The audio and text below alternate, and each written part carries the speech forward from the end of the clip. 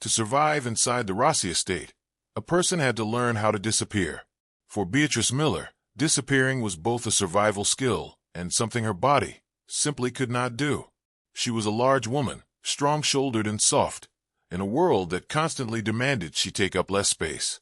Her black maid's uniform pulled tightly across her shoulders, and the apron strings dug into her waist as she hurried down the long marble hallways of the Chicago mansion, her breathing heavy from the effort.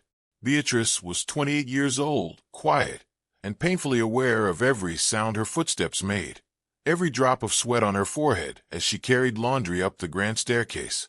But Beatrice had one small advantage in this house. People like Victoria Kensington never saw her as a real person. They saw her simply as part of the furniture. Victoria was Leo Rossi's new fiancée, a wealthy socialite with platinum hair and eyes as cold as winter. She had recently moved into the estate, bringing with her expensive luggage and a quiet, cutting cruelty that most people never noticed until it was directed at them. Then there was Leo Rossi himself. Leo was not a man people looked directly in the eye. As the leader of the Rossi crime family, his world was built on power, territory, and silence. He was tall, broad-shouldered, with a sharp jaw and an intensity that made rooms feel smaller when he entered them. Yet beneath that frightening exterior, one small piece of humanity still remained inside him, his 6-year-old daughter Lily. Lily was a quiet, fragile child, deeply affected by the car accident that had taken her mother's life 2 years earlier. She rarely spoke, preferring instead to communicate through her crayon drawings, often hiding behind the heavy curtains of the mansion when the world felt like too much for her. Beatrice loved that little girl fiercely. Because Beatrice was large and soft, Lily naturally gravitated toward her, often burying her small face against Beatrice's side whenever she felt overwhelmed. Beatrice would sneak Lily extra pieces of warm bread from the kitchen, sitting with her quietly in the pantry, reading stories together while the dangerous business of the family happened behind closed doors elsewhere in the house. But Victoria's arrival slowly shifted the fragile balance of the household. "Watch where you're going," Victoria said sharply one afternoon, brushing past Beatrice in the hallway as though her very presence were an inconvenience. "I don't understand why Leo keeps someone like you on staff." "I apologize, Miss Kensington," Beatrice murmured, lowering her head, her cheeks burning with familiar embarrassment. She pulled her arms in tightly, trying to make herself smaller. Victoria sneered, but her attention quickly shifted to the doorway, where little Lily stood holding a stuffed rabbit. Victoria's eyes narrowed. She had never liked the child. To Victoria, Lily was simply a complication standing between her and full control of the Rossi empire and its wealth. "And you?" Victoria snapped at the little girl, her voice dropping into a cold whisper. "Stop staring at me with those pathetic eyes.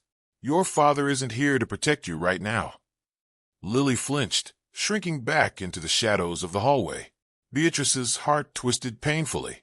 She wanted to step forward and shield the girl with her own body, but fear held her in place.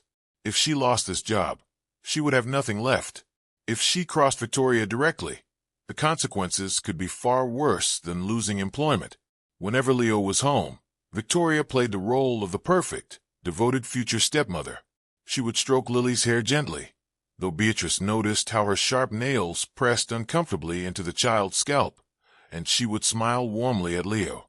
Leo, exhausted from running a dangerous empire and desperate for some kind of stability for his broken daughter, seemed unable to see through the performance.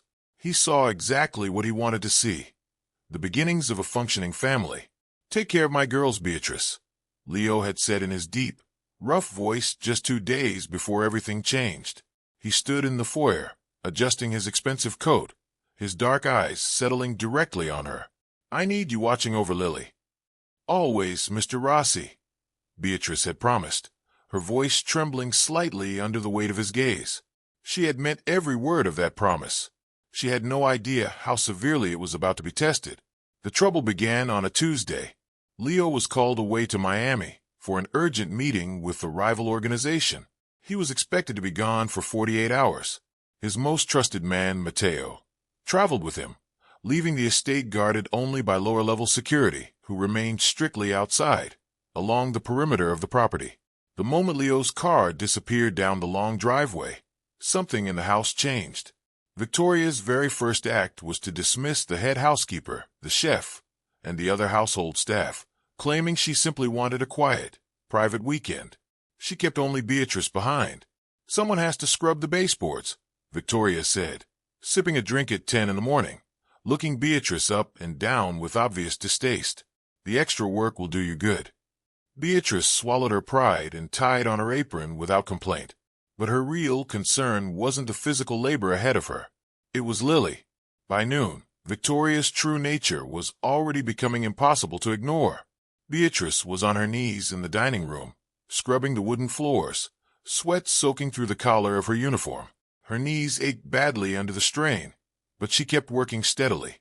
From the living room nearby, Beatrice suddenly heard a sharp cracking sound, followed by a soft, frightened whimper.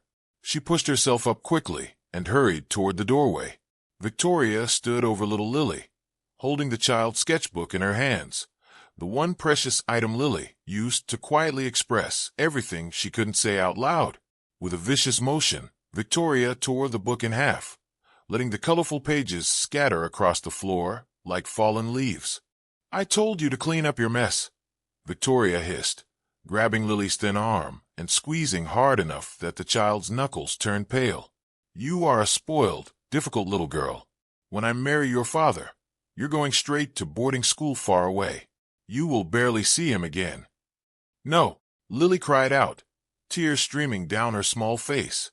Something inside Beatrice shifted in that moment.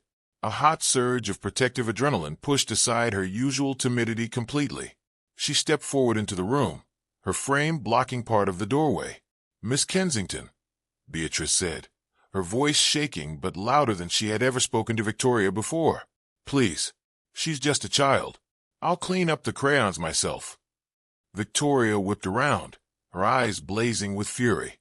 She marched directly up to Beatrice, and despite being smaller and lighter, her cruelty made her feel far more dangerous in that moment. She poked a sharp fingernail hard into Beatrice's chest. "Did I ask you to speak?" Victoria snarled. "You are the help here. You are nothing. If you ever interrupt me again, I will tell Leo you were stealing from the safe. You know what happens to thieves in this family, Beatrice. Now get back to your work, where you belong." Beatrice's breath caught painfully in her throat. She looked down at Lily, still sobbing silently on the rug. She had to think clearly. If she was thrown out of the house right now, Lily would be left completely alone with this woman. "I'm sorry," Beatrice whispered, lowering her head, tears of humiliation stinging her eyes. "I'll go back to work." "Pathetic," Victoria scoffed, turning away. "Lily, go to your room. No lunch for you today. And if you make a single sound, I'll lock you in the cellar." For the rest of that long afternoon, Beatrice worked in tense, exhausted silence, her mind racing constantly. She waited until Victoria finally retired to her room with a bottle of wine before quietly sneaking into the kitchen. She prepared a small plate of sliced apples, cheese, and warm bread, hiding it carefully beneath a napkin. Moving as silently as she could manage, Beatrice climbed the back staircase toward Lily's room, unaware that the quiet, careful evening she was hoping for was about to fall apart completely, and that before the night was over, she would make a call that could cost her everything she had. Beatrice found Lily curled into a tight ball in the corner of her closet, shivering quietly. She carefully lowered herself down beside the small girl, pulling her gently into her lap. "Sure, sweet girl," Beatrice whispered, rocking her softly. Lily clung tightly to her, burying her face against Beatrice's warm shoulder. "I brought you some food. You need to eat something." "She hates me," Lily whispered brokenly, taking a small bite of the bread. "She says Daddy hates me too, that he wishes I had died with Mommy." Beatrice's chest tightened painfully at those words. The cruelty aimed at this child was escalating far faster than she had feared. "That is not true, Lily. Your daddy loves you more than anything in this world. He just doesn't see clearly what she really is." "Are you going to leave me?" Lily asked, her large eyes searching Beatrice's face desperately. "Never," Beatrice promised, kissing the top of her head gently. "I am right here." Suddenly, the bedroom door flew open, striking the wall hard. Victoria stood in the doorway, swaying slightly, a half-empty wine glass in her hand, her face twisted into an expression of pure anger. "I knew it," Victoria slurred, her eyes moving from the food to Beatrice. "I told you no dinner. Are you deaf?" Beatrice tried to stand, instinctively placing herself between Victoria and the child. "She was hungry, Miss Kensington. It's just a small snack." Victoria's hand struck Beatrice hard across the face. The ring on her finger caught Beatrice's cheek, tearing the skin. Blood welled up immediately, dripping down her face. The pain was sharp, but the shock froze her in place. "You don't make the rules of my house," Victoria screamed. She grabbed Lily by the arm, pulling the crying child forcefully out of the closet. "Please stop," Beatrice begged, lunging forward, but her heavy body stumbled over the edge of the rug, sending her falling hard to her knees. "You want to comfort her? Fine. Let's see how she likes the dark," Victoria said, dragging the sobbing, frightened girl out into the hallway. Beatrice scrambled back to her feet, her breathing ragged as she chased after them down the corridor. Victoria pulled Lily down the grand staircase, her heels clicking sharply against the marble floor. Lily was crying hysterically now, gasping for air. The child suffered from severe asthma made worse by extreme stress, a detail Victoria either didn't know or simply didn't care about. "Miss Kensington, please, she can't breathe," Beatrice called out, rushing down the stairs after them, her heart pounding. Victoria dragged the girl into the kitchen and yanked open the heavy iron door leading down to the estate's underground wine cellar.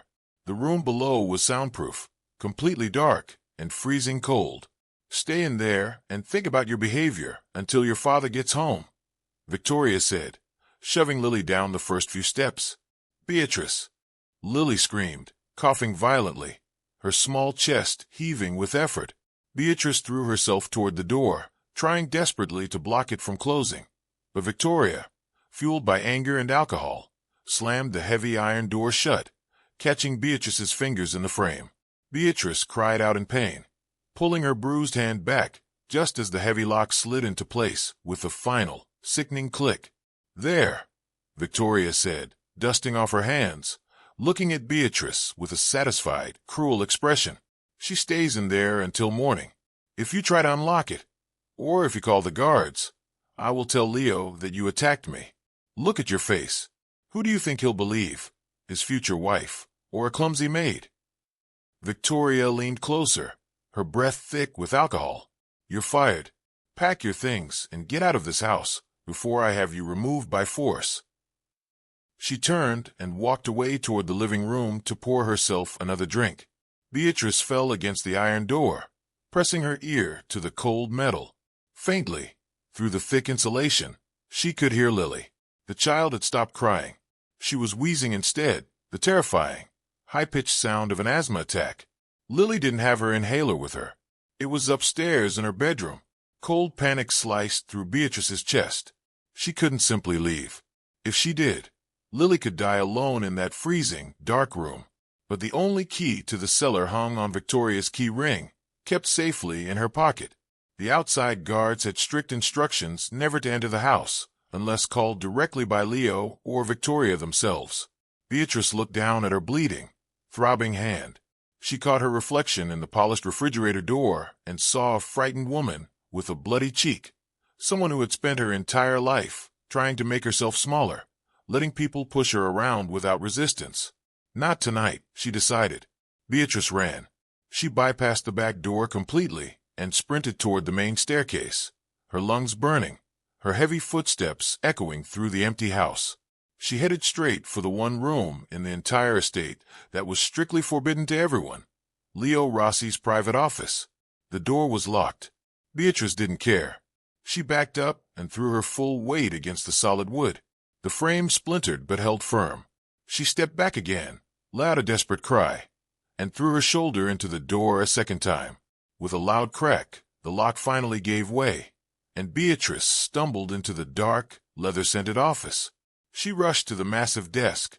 She knew, from cleaning the office regularly, that Leo kept an emergency encrypted phone in the top drawer. It was the only line capable of reaching him directly, no matter where he was in the world. It was meant to be used only for the most serious emergencies. Misusing it carried severe consequences. Beatrice yanked the drawer open. The black phone sat there, silent and intimidating. She grabbed it, her bruised fingers trembling so badly she nearly dropped it. She pressed the single button on the keypad. It rang once, twice. "Speak." A voice rumbled on the other end. Leo Rossi's voice, cold and impatient, made Beatrice's blood run cold. In the background, she could hear the busy sounds of a Miami street and men talking. "Mr. Rossi," Beatrice gasped, tears streaming down her face, mixing with the blood on her cheek. "It's Beatrice, the maid." There was dead silence on the line. The sheer boldness of a maid calling this particular number was enough to get her in serious trouble. "Beatrice." Leo's voice dropped, the tone shifting from business to something far more dangerous. "Why do you have this phone?" "You have to come back," Beatrice sobbed, throwing all hesitation aside. She locked Lily in the cellar. "She's having an asthma attack. Victoria won't give me the key. She fired me. She hurt me. But I don't care about that. Mr. Rossi, you have to save Lily." "What did you say?" The sound of the Miami street vanished from the background completely, replaced by the terrifying silence of a man realizing his most precious person was in danger. "Please come home now," Beatrice pleaded, her voice cracking as she slid down against the desk to sit on the floor. "She'll destroy her, Mr. Rossi. She'll destroy her." "Beatrice." Leo's voice was suddenly eerily calm, the kind of calm that comes before something terrible. "Are you near my daughter right now?" "I'm locked out. The iron door. I couldn't stop her. I'm so sorry. I'm so sorry. She's suffocating down there." "Get away from the office," Leo commanded, his voice vibrating through the speaker. "Go back to the kitchen. Wait by the cellar door." "But you're in Miami, Beatrice." "Do as I say." The line went dead. Beatrice dropped the phone, confused and terrified. Miami was hours away by plane. Lily didn't have hours. She might not even have 30 minutes. Wiping the blood from her face, Beatrice pushed herself off the floor and ran back downstairs as fast as her legs would carry her, her heart pounding a desperate rhythm against her ribs. As she passed the living room, she saw Victoria laughing quietly into her phone, completely unaware of the storm she had just triggered. Beatrice reached the kitchen and threw herself against the cellar door. "Lily, hold on, baby. I'm here. I'm right here." Silence answered her. There was no more wheezing. There was nothing at all. "No, no, no," Beatrice wailed, pounding her hands helplessly against the unyielding iron. "God, please, no." She turned, determined to march into the living room and take the key from Victoria by force if necessary, even if it meant risking everything. But as she turned, the entire front of the house suddenly shook violently. A deafening crash echoed from the foyer, followed by the sound of heavy boots striking the marble floor. Beatrice froze completely. Victoria's laughter from the living room cut off abruptly. "What is the meaning of—" Victoria's voice rang out, followed instantly by a scream of pure terror. Beatrice rushed toward the kitchen doorway, peering out into the grand hallway. The heavy front doors had been kicked completely open, splintered off their hinges. Standing in the entrance, surrounded by armed men, was Leo Rossi. He wasn't in Miami. The meeting had ended early. He had already been only 20 minutes away. The silence in the grand hallway was absolute, heavy, and suffocating. Leo Rossi did not run toward Victoria. He walked with slow, deliberate steps, each one carrying a dark authority that seemed to make the very walls of the mansion shrink around him. Matteo, his most trusted man, walked beside him, his hand resting casually near his weapon. Victoria pressed her back against the nearest wall, the remains of her shattered wine glass scattered beneath her heels. The confident, careless expression she had worn just moments earlier had completely vanished, replaced by pale, trembling fear. "Leo," Victoria stammered, her voice suddenly small. "Darling, I thought you were in Miami. We weren't expecting." Leo didn't even look at her face. His eyes swept across the room, taking in the overturned furniture, the torn pages of Lily's sketchbook scattered across the floor. Finally, his gaze landed on Beatrice. Beatrice stood leaning heavily against the kitchen archway, Her uniform was torn at the shoulder, soaked with sweat. Her cheek carried a deep, swollen cut, blood still leaking down her jaw. Her fingers were bruised and swollen where the iron door had caught them. Despite everything, when her eyes met his, Leo saw something powerful reflected back at him. The look of someone who had fought fiercely to protect his daughter. Where? Leo's voice was a low rumble that barely rose above a whisper, yet it commanded the entire room. The wine cellar, Beatrice gasped, pointing a shaking finger toward the heavy iron door in the kitchen. She doesn't have her inhaler. She's not making any sound anymore, Mr. Rossi. Please. Leo's jaw tightened visibly. He turned his attention back to Victoria. He didn't yell. He didn't raise his voice. He simply extended his open palm toward her. The key. Victoria shook her head frantically, tears of panic welling in her eyes. Leo, you don't understand. She was being disrespectful. This maid attacked me. I was only trying to discipline. The key, Leo repeated. The words fell like weights. When Victoria hesitated even a moment longer, Matteo moved quickly. He grabbed Victoria by the collar of her blazer, pressing her firmly against the wall. He reached into her pocket and pulled out the heavy ring of keys, tossing them through the air toward Leo, who caught them without effort and turned immediately toward the kitchen. Beatrice pushed herself off the archway, her legs aching as she hurried after him. Her inhaler is upstairs, in her bedside table, she called to Matteo. Matteo didn't need to be told twice. He sprinted up the grand staircase, taking the steps 2 at a time. Leo shoved the correct key into the cellar's heavy deadbolt. He twisted it hard, grabbed the iron handle, and ripped the door open with such force that it slammed against the brick wall. He plunged into the freezing darkness of the stairwell without hesitation. Beatrice was right behind him, quickly flicking on the light switch. At the bottom of the stairs, curled into a small, motionless shape on the cold stone floor, was Lily. Her lips carried a frightening bluish tint, and her small chest was completely still. Lily, Leo roared, a sound of raw, unfiltered pain tearing from his throat. He dropped to his knees, gathering his daughter into his arms, his hands trembling as he cradled her small head. Breathe, little one. Breathe for Papa. Beatrice descended the stairs as quickly as she could manage, dropping to her knees beside them despite the pain shooting through her legs. She placed 2 fingers against Lily's neck. She has a pulse. It's weak, but it's there, Beatrice said, her voice suddenly steady and commanding, a strength she didn't know she possessed taking over completely. Lay her flat, Mr. Rossi. Tip her head back gently. We need to open her airway. Leo looked at Beatrice, his dark eyes wide with a vulnerability no one in his organization had ever witnessed before. For a brief moment, he wasn't the feared leader of the Chicago underworld. He was simply a terrified father. He did exactly as she instructed, laying Lily carefully on the stone floor. Come on, sweet girl, Beatrice coaxed, taking Lily's small, freezing hands and rubbing them between her own warm palms. Footsteps thundered down the stairs as Matteo arrived, holding the emergency inhaler. Beatrice took it from him immediately. Hold her jaw open, she instructed Leo. Leo gently opened his daughter's mouth. Beatrice pressed the inhaler between Lily's lips and pumped it twice, leaning over the small girl and gently pressing on her chest to help the medication reach her lungs. For 3 agonizing seconds, nothing happened. The silence in the cellar felt unbearable. Then Lily's small chest suddenly hitched. A raspy, painful wheeze tore through her throat, followed by a violent coughing fit. Her eyes flew open, wide and frightened. Daddy, she cried out, a raw, painful sound. I'm here, baby. Papa is here, Leo murmured, scooping her up and holding her tightly against his chest, his broad shoulders shaking slightly with relief. Lily turned her head, her watery eyes searching for and finding Beatrice. She reached out a small, trembling hand. She whispered. Beatrice leaned forward, pressing a gentle kiss to Lily's forehead, her own tears mixing with the blood still on her cheek. I'm right here, my sweet girl. You're safe now.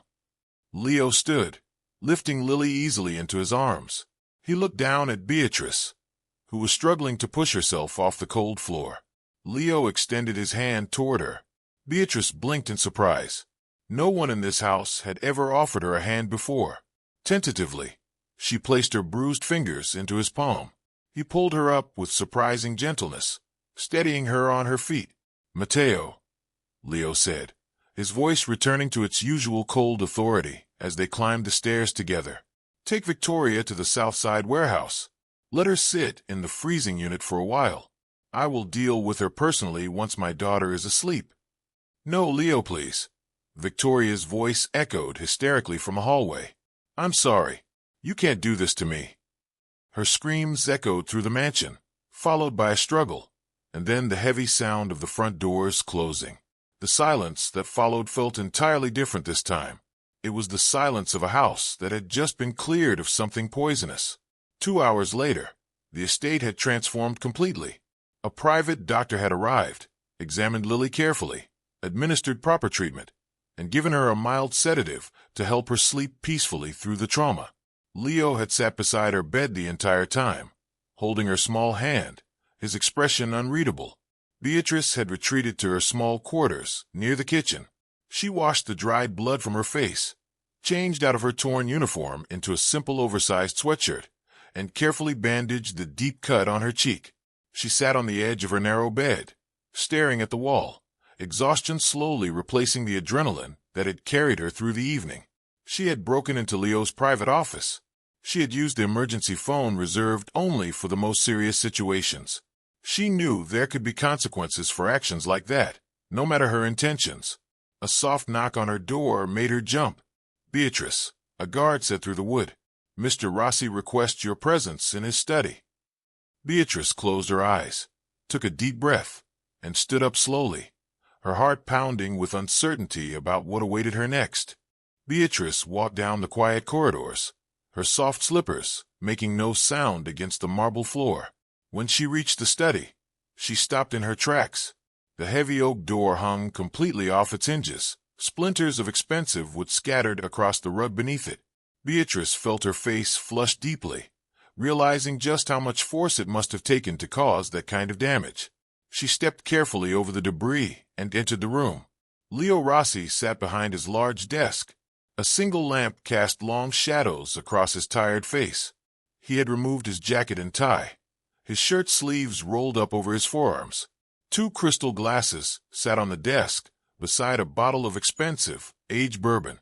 "Sit," Leo said softly, gesturing toward the leather chair across from him.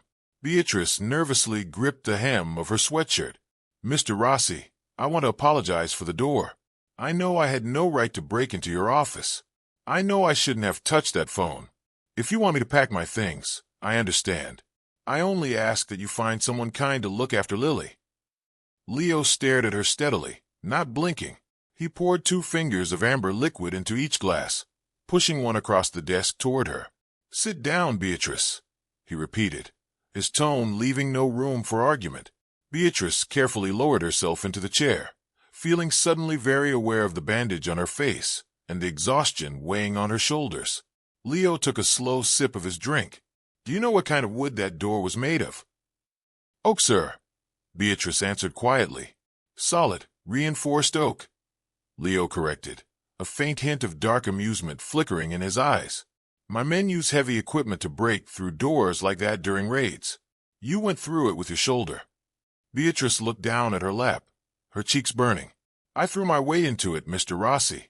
I suppose that's the one time being this size actually helped."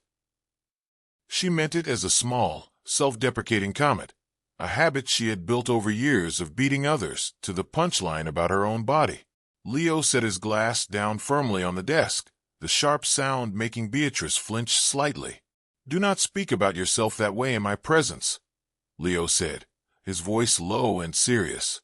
"The woman who broke through that door, who stood up to Victoria, who held my daughter in the dark while bleeding, that woman is not something to joke about. Do you understand me?" Beatrice looked up, genuinely stunned. No one had ever spoken to her quite like that before, demanding that she respect herself.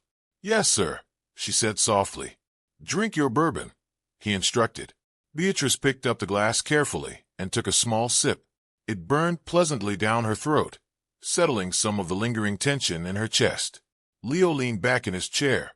Victoria Kensington was never simply a socialite. She was a strategic arrangement. Her family controls significant shipping operations on the East Coast. Marrying her was meant to secure an important business relationship. Beatrice frowned, unsure why Leo was explaining his business dealings to her. What I didn't know, Leo continued, his voice hardening, was that Victoria had secretly made an arrangement with the Moretti family, my rivals. Her true goal wasn't simply to marry me. It was to slowly weaken my daughter, damage my family's future, and eventually push me out entirely. Lily's episode tonight wasn't an accident. It was a test. Beatrice gasped, her hands flying to her mouth. That's horrible. If you hadn't called that phone, Leo said, leaning forward, his eyes locking onto hers with fierce intensity, I would have come home tomorrow to find my daughter gone, and a grieving fiancé playing the role of victim perfectly. Leo stood and walked around the desk, stopping directly in front of Beatrice's chair. He was tall and imposing, radiating quiet danger, but Beatrice realized, with a strange flutter in her chest, that she wasn't afraid of him at all. He reached out, his rough fingers gently brushing the edge of the bandage on her cheek. His touch was surprisingly gentle for a man whose hands had seen so much violence. You bled to protect what matters to me, Leo murmured, his thumb brushing lightly against her jaw. In my world, loyalty like that is rarer than gold. I just love her, Mr. Rossi, Beatrice whispered, looking up into his intense eyes.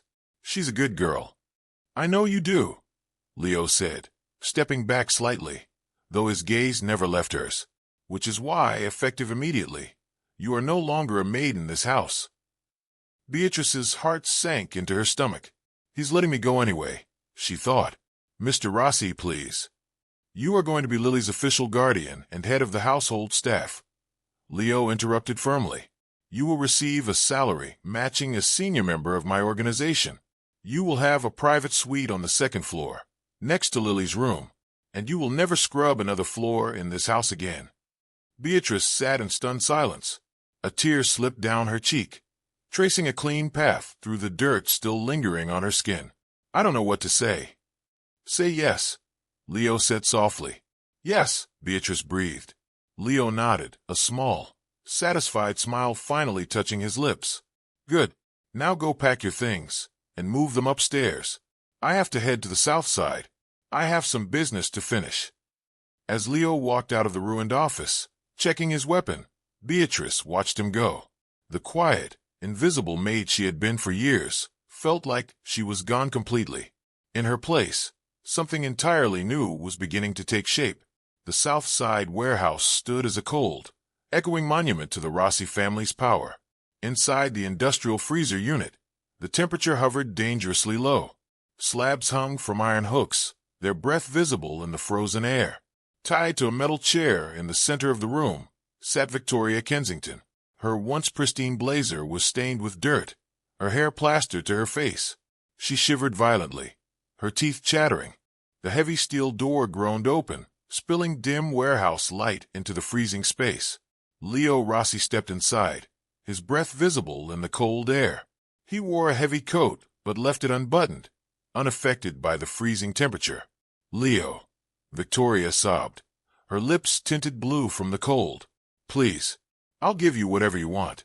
My father will give you the shipping ports. Leo walked slowly around her chair, his boots crunching against the frost-covered floor. He carried no weapon. He didn't need one. The quiet menace surrounding him was more than enough. Your father, Leo began, his voice a low, echoing rumble, is already renegotiating terms with my associates. When I told him his daughter had secretly arranged a deal with the Moretti family to undermine my household, he was remarkably eager to distance himself from you to protect his own business. Victoria's eyes widened in horror. The confident illusion she had carried for months shattered completely. No, the Morettis, they forced me into this. Do not lie to me, Victoria, Leo snapped, leaning closer, his eyes completely without mercy. You hated my daughter because she is the true heir to everything I've built. You believed that if you could quietly harm her, you could manipulate me into dependence on you. You thought grief had made me blind. He reached out, tapping a frozen tear on her cheek.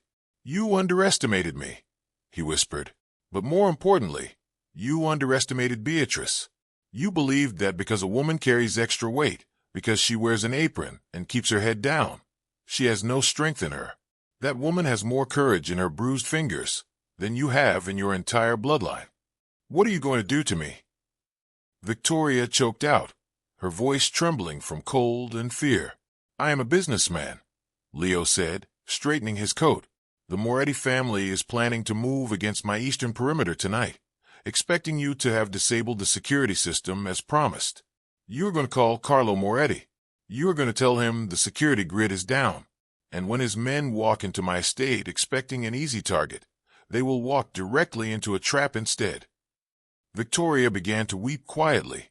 Leo turned and walked toward the heavy steel door without another word. You stay in the freezer until further notice, he said simply, before stepping out and leaving her alone with the cold and her own choices. While the harsh reality of the criminal underworld played out at the warehouse, a very different kind of change was happening back at the Rossi estate. Beatrice stood in the center of a sprawling second-floor suite, larger than any home she had ever lived in before. A massive bed sat draped in thick, comfortable blankets. A marble fireplace crackled warmly in the corner, and the bathroom held a deep soaking tub that looked large enough to swim in. She had just finished showering, washing away the dried blood and the lingering smell of the cellar from her skin. In the closet, she found a set of soft, deep-colored pajamas, tailored perfectly to fit her frame. Leo hadn't simply given her a room. He had ordered his staff to fill it with clothing made specifically for her body, a detail that made her chest tighten with unexpected emotion. For the first time in her life, Beatrice didn't feel the tight, pinching restriction of a uniform designed for someone else's body. The soft fabric moved comfortably over her curves. She looked at herself in the full-length mirror. She still saw her broad shoulders, her soft stomach, the bandage on her cheek. But something in her eyes looked different now. The nervous, shrinking woman she had been for so long seemed to be gone. A soft knock came from the adjoining door. Beatrice opened it to find Lily standing there in her nightgown, clutching her stuffed rabbit tightly. I had a bad dream, the little girl whispered, her eyes wide and searching for comfort. Come here, my sweet girl, Beatrice said, opening her arms. Lily ran to her immediately, burying her face against Beatrice's warm side. Beatrice lifted her gently and carried her to the large bed. They climbed beneath the heavy blankets together, and Beatrice wrapped her arms protectively around the small girl, holding her close. Within minutes, the steady, calming rhythm of Beatrice's breathing lulled Lily back into a peaceful sleep. It was nearly 4 in the morning when the bedroom door quietly clicked open. Beatrice opened her eyes. The fire had burned down to soft, glowing embers. Standing in the doorway was Leo. He looked exhausted, his shirt marked with soot and something darker. He smelled faintly of cold air and smoke. He walked silently to the edge of the bed and stood there, looking down at the two of them. The hard, dangerous man who had left the house hours earlier seemed completely gone in that moment. In his place stood a tired man, looking at the only light left in his difficult world. The Morettis, Beatrice whispered into the quiet room, careful not to wake Lily. Handled, Leo replied, his voice a low murmur. He sat gently on the edge of the mattress, the bed dipping slightly under his weight. Victoria's betrayal has been dealt with. The estate is secure. He looked at Beatrice, his gaze moving slowly over her, though there was nothing harsh or judging in the way he studied her. It was something closer to quiet appreciation. I have spent my entire life surrounded by people who are always hungry for more, Leo said softly. Hungry for power, for money, for status. They are sharp edges wrapped in expensive clothing. He reached out, his hand gently tracing the edge of the blanket near her side. You are different. You are warm. You take up space, Beatrice, and you deserve every bit of it. Do not ever shrink yourself in this house again. Beatrice felt a tear slip down her uninjured cheek. Mr. Rossi. Leo, he corrected gently, leaning closer so his face was near hers. To the rest of the world, I am simply Rossi. To you, I am Leo. He pressed a gentle kiss to her forehead, just above her bandage, before standing up slowly. Rest, Beatrice. Tomorrow, you take your rightful place in this house. The days that followed brought sweeping changes to the Rossi estate. Victoria Kensington quietly disappeared from Chicago's social circles entirely, while her family's shipping business became absorbed into the Rossi organization's growing operations. The Moretti family, caught completely off guard by their failed plan against the estate, was forced into an uneasy truce. But the most surprising change of all was the woman, now standing confidently at Leo Rossi's side. Beatrice had stepped fully into her new role, managing the household with quiet, unshakable strength. The staff, who had once barely noticed her, now respected her completely. She ran the household not with cruelty, but with fairness and genuine care, making sure everyone was treated well, including the security team, the kitchen staff, and most importantly, Lily. Lily's health steadily improved. The frightened, silent child slowly transformed into a laughing, curious little girl who followed Beatrice everywhere, covered in flour from baking together or dirt from playing in the gardens. And then there was Leo. The quiet connection between the powerful boss and his former maid grew steadily stronger with each passing week. He courted her not with shallow, expensive gestures, but with genuine acts of care and attention. He had beautiful, custom-made dresses tailored specifically for her, deep emerald greens and rich blues that highlighted her natural beauty. For the first time in her life, Beatrice began to feel truly seen, truly valued exactly as she was. One quiet evening, as Beatrice tucked Lily into bed after a long day, Leo appeared in the doorway, watching the two of them with an expression of quiet contentment he rarely allowed himself to show. "You've changed everything in this house," Leo said softly, once Lily had drifted off to sleep and they stood together in the hallway. "I only did what felt right," Beatrice replied, meeting his gaze steadily. "That's precisely what makes you rare," Leo said, reaching out to gently take her hand. "Most people in my world only do what benefits themselves. You risked everything for a child who wasn't even yours." "She feels like mine," Beatrice admitted quietly. "She has since the very first day I met her." Leo studied her carefully, something warm and unguarded flickering behind his usually controlled expression. "I want you to know, Beatrice, that whatever this is between us, I don't take it lightly. You saved my daughter's life. You saved something in me I thought had disappeared a long time ago." Beatrice felt her heart swell with emotion she hadn't expected to feel again after everything that had happened. "I never imagined my life would look anything like this." "Neither did I," Leo admitted honestly, "but I find I'm grateful for exactly how it turned out." As the weeks continued to pass, the bond between them deepened steadily, built not on grand gestures, but on quiet trust, shared responsibility, and a mutual understanding neither of them had expected to find in a house that had once felt so cold and dangerous. 6 months passed, and the transformation of the Rossi household was complete. Victoria Kensington had quietly faded from Chicago's social world entirely, while her family's shipping business became fully absorbed into the Rossi organization's growing operations. The Moretti family, weakened by their failed plan against the estate, was forced into an uneasy and lasting peace agreement. But the most remarkable change of all remained the woman, standing confidently at Leo Rossi's side.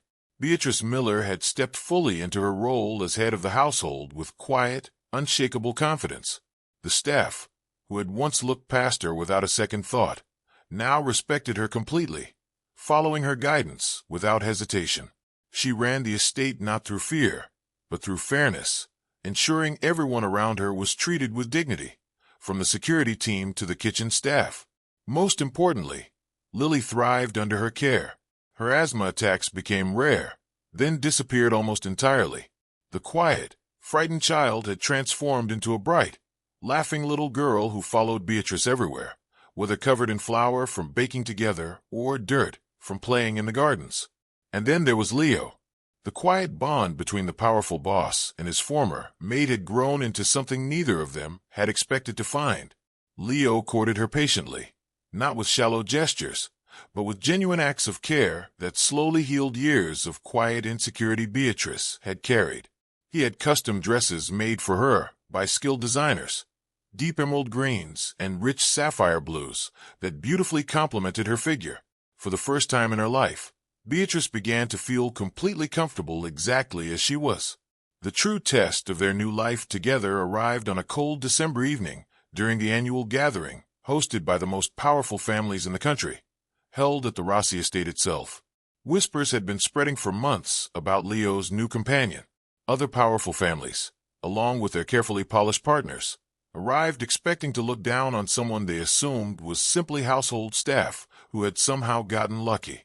When the grand doors to the ballroom finally opened, the silence that fell over the hundreds of gathered guests was immediate and complete.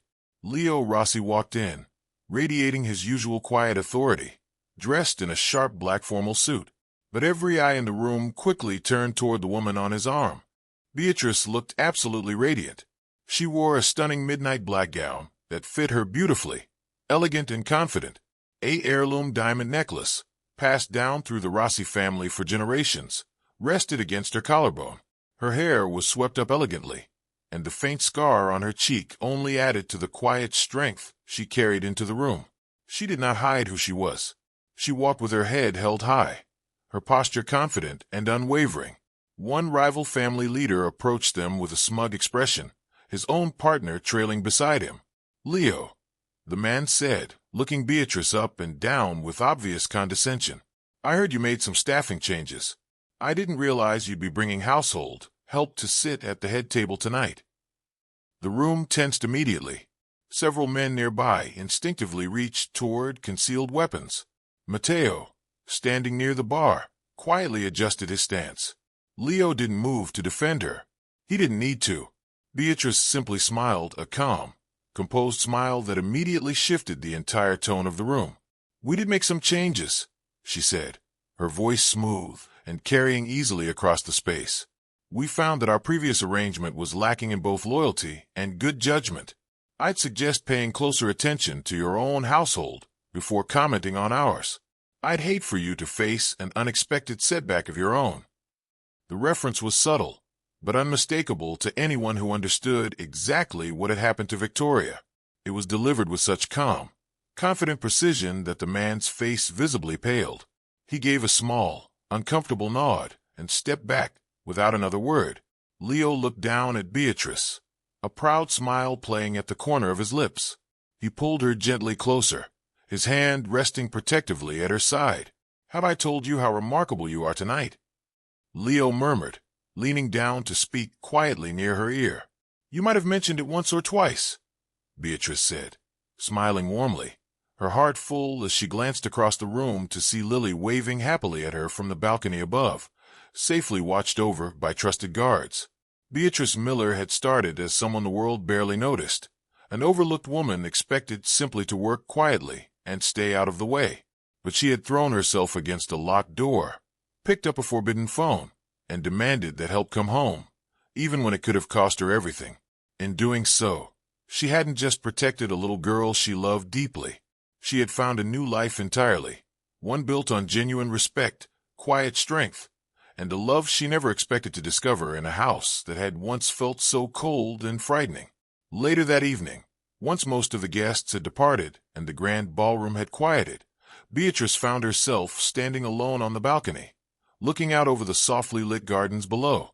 The December air was crisp and cold, but she barely noticed it, still wrapped in the warmth of the evening. "You handled yourself beautifully tonight," Leo said, joining her quietly, wrapping his coat gently around her shoulders. "I had a good teacher," Beatrice replied, smiling as she leaned into his side. "I taught you nothing," Leo said honestly. "Everything you showed tonight was already inside you. You simply needed a place where it was finally allowed to show." Beatrice turned to look at him, her eyes soft in the moonlight. "Thank you, Leo, for seeing something in me nobody else ever bothered to look for." Leo reached up, gently brushing a strand of hair from her face, his fingers lingering near the faint scar on her cheek. "You saved my daughter's life the night everything changed. You saved something in me as well, something I thought I had lost a long time ago. I will spend the rest of my life being grateful for that." "I only did what felt right," Beatrice said softly. "That is precisely what makes you extraordinary," Leo replied. "In my world, so few people ever choose what is right when it costs them something. You chose it anyway, knowing exactly what it might cost you. They stood together quietly for a long moment, watching the soft lights of the estate below, the sound of the party fading gently behind them. "Lily is asleep upstairs," Beatrice finally said. "Mrs. Delgado is watching over her." "Good," Leo said, turning to face Beatrice fully. "Then perhaps we finally have a quiet moment to ourselves." Beatrice smiled, resting her hand against his chest. "I suppose we do." Leo leaned down slowly, pressing a gentle, lingering kiss to her lips, one that carried none of the danger the rest of the world associated with him, only warmth and genuine devotion. When they finally parted, Beatrice rested her head against a shoulder, looking out at the quiet gardens below. She thought back to the frightened, invisible woman she had once been, someone who had spent years making herself smaller to survive in a world that never seemed to have space for her. That woman was gone now. In her place stood someone who had thrown herself against a locked door without hesitation, who had made an impossible phone call knowing it could cost her everything, and who had ultimately found not just safety, but a genuine home and a love she had never imagined possible. Beatrice Miller would never shrink herself again.